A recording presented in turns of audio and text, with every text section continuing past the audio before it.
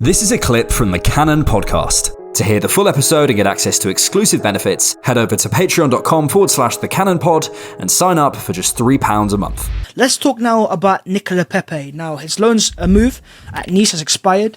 I think he had 6 goals in total in like 20 appearances or so. And I think he's in the final year of his Arsenal contract. Now, he has given a very interesting interview, and he has, in that interview, not really said much bad about Mikel Arteta, actually quite a lot of good things, saying that he helped me in every way on a tactical level, that he's improved him in quite a few ways, but he understood that the profiles weren't quite working. What do we make of NICOLAS PEPE now, and is there any way he could fit into the Arsenal first team, or is it just get rid as soon as possible, George? I don't believe that his application off the ball is ever going to be serviceable. And, fundamentally, when you look at a talent and not maximizing that talent, you ask yourself, is he versatile to other positions? Is he able to adapt himself to the structure? And I just don't see, his ability to really impact the first team for what his wages demand. When you're looking at, £140,000 a week on the wage bill, and you're looking at that just from a business sense, are you saying even if there is talent there, and his best roles as a squad, is he getting in above a Trossard as false nine in terms of depth? I don't think so. Is he getting in terms of Reece Nelson, even in terms of some of the cameos that we've seen of last season? Does he carry the same impact that Reece has had? I don't know. I don't know about that. And certainly not, for £140,000 a week on the wage bill. I don't think that that's a good use of funds. And I've always felt that with, Pepe, he was a misprofile, not just from Mikel Arteta reign, because he wasn't Mikel Arteta's man. It was a misprofile by the club. I always felt, look, we weren't on Twitter so that we could show these receipts, but I've always felt that Pepe was somebody of more of a transition type winger. And I've never felt that Arsenal are a transition type winger team. We've always been ball to feet. I've never understood, I felt that he was more of a United winger, if I'm really being honest with you. I always saw that as a club that, could fit his ideals, and I just don't believe that we've seen the consistency in his game.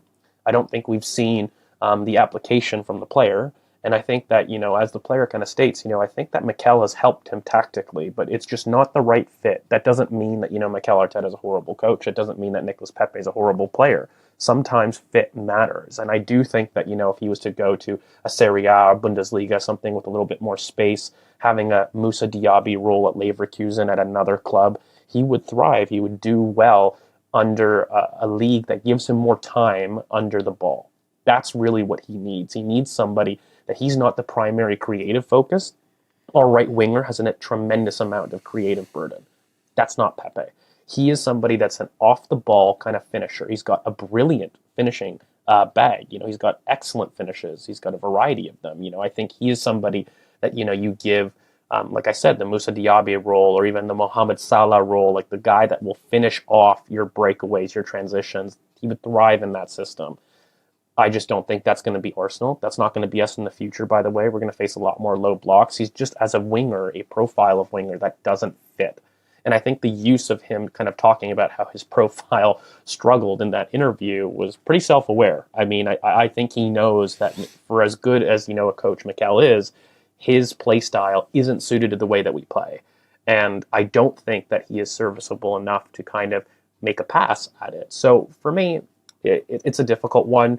I do sell. I don't think we have a market for him. I'll be honest. I don't see a person willing to supplement that wage. I think that, Arsenal are going to be creative again and do one of our famous terminations, or allow him to go on loan and see whatever club will pay whatever they're willing to pay.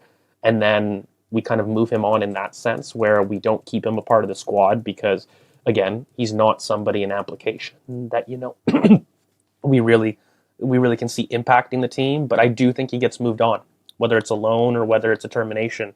I just don't see a market for him, which is sad. It is sad because I don't think, he's at a stage where he deserves no market. I don't think that there's a player there that has no talent. I just don't think that talent is serious enough at the level that we're doing, So fundamentally, I think it's time to go, respectfully. And we'll probably do one of those two options, either a termination or a loan. Here's what I have to say about Pepe, though, in the sense of, I know we could talk about a termination, but what are Arsenal better off doing? Is it terminating the contract completely, or letting him run his contract out and try to make use of him in his final year? And I say that in the sense of not as a starter, But I think off the bench, I still believe, in my eyes, he could be somewhat of an option. I mean, we saw it against Wolves the year before when he made an impact. And I kind of feel like, I don't want to say there's a player there that Arsenal could give a contract to, but I think there's a player that Arsenal could do something out of for at least a season. And I think off the bench, as we mentioned, his finishing ability is good. Is that just me, Alex, or do you think it is time to say goodbye to Nicolas Pepe? I think he's I think he'll be a case study for people for years to come. He's one of those players who people will look back and go, it's just a case of a wrong fit, as George was saying, and that's all there is to it. I think realistically, one of my relationship analogies, but I think in a relationship, I think there's like in any kind of relationship, I think there's an acrimony only when you feel as though there's no desire, or like there's no desire to help. And actually, when you look at those interviews and the sort of comments that he made, what he said was really fascinating. I just want to read a few things out. He said, at the end of the first season, he spoke with me and he told me to do this or that. The second season comes along. I was a substitute. I was going mad. How could I be a substitute? And he said he counted on me. But then he said they spoke again and they sorted it out.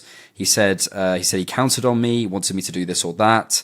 He really believed in me. He said I had incredible potential. And the most important part, so we need to extract that potential. The point isn't, Arteta isn't saying, you're going to be my guy, you're going to be the winger for me. He's saying, let's extract your potential.